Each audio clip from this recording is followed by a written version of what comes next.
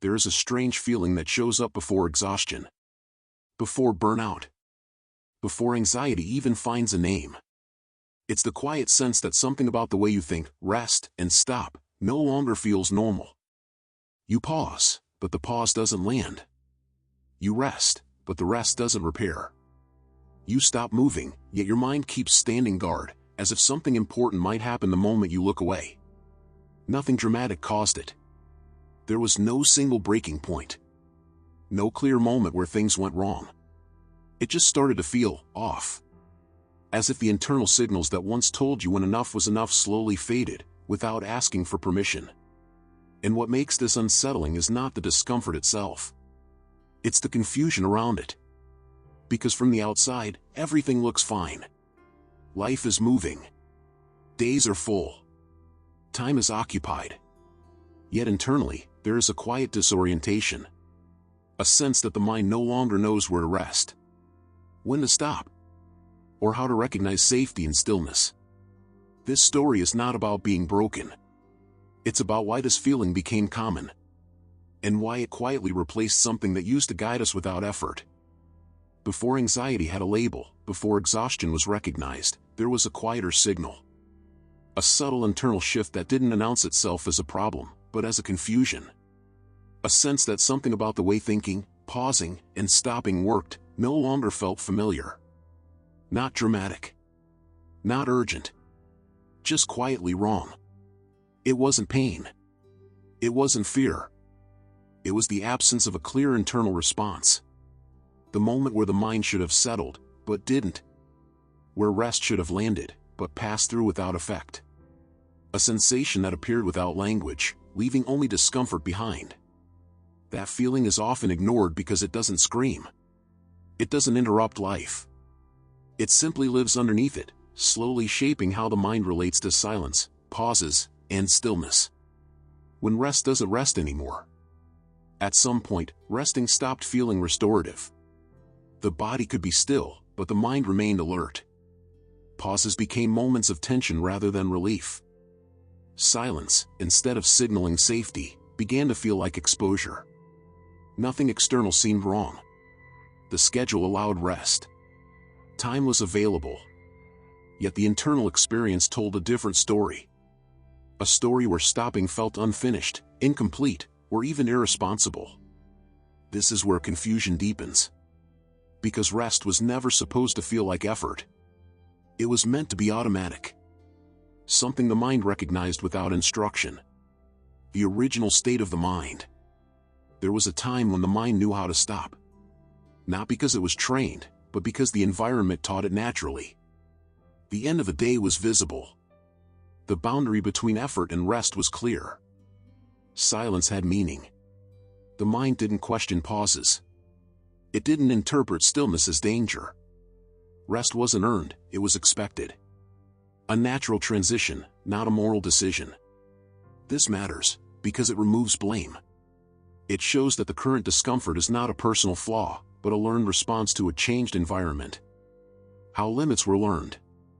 Limits used to come from outside. Light faded. Activities ended. Social signals indicated closure.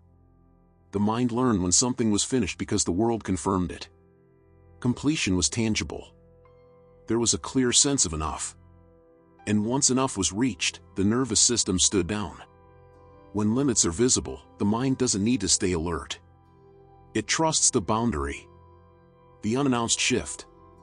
The change did not arrive with warning. There was no single event, no obvious rupture. The environment simply became continuous. Always available. Always active. Always open. Days lost their edges. Nights lost their finality. Activities blended into one another without closure. The mind adapted, but adaptation came at a cost. The loss of reference points. Without clear beginnings and endings, the mind lost its reference points. It no longer received signals that something was complete. And when nothing feels finished, vigilance becomes the default state. The mind stays awake, not because of danger, but because it cannot confirm safety. This is not anxiety.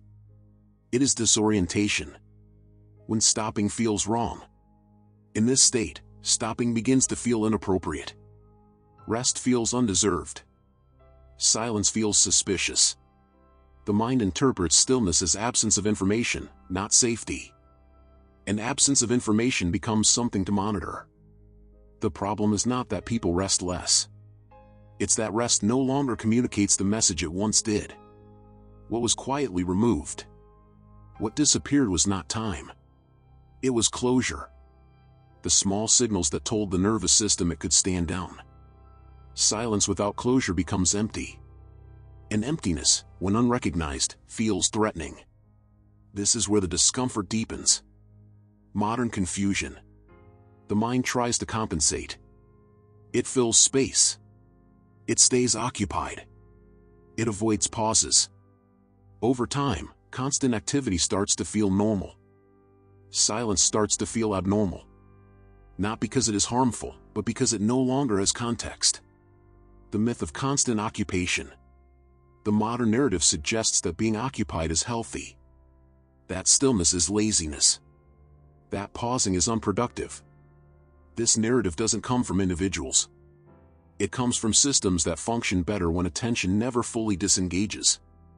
Silence becomes inefficient when the abnormal becomes standard. Over time, the mind accepts this as reality. It adapts. It stops questioning the discomfort. What once felt wrong becomes familiar. And familiarity is often mistaken for normality.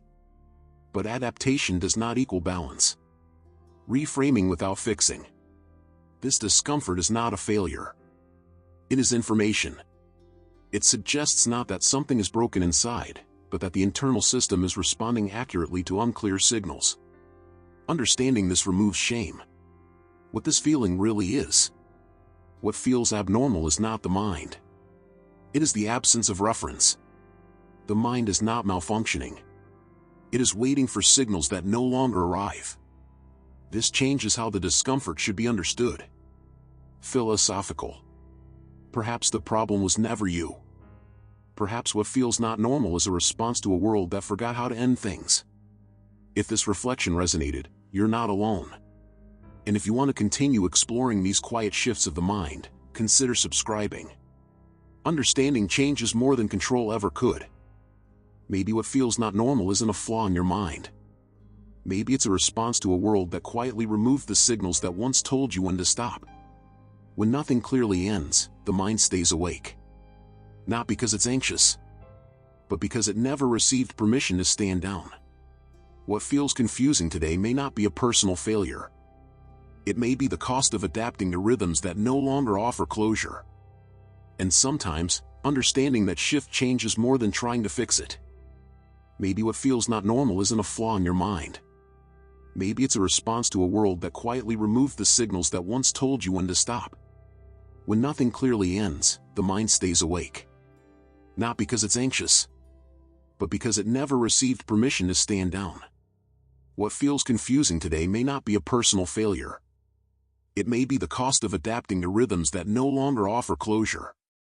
And sometimes, understanding that shift changes more than trying to fix it.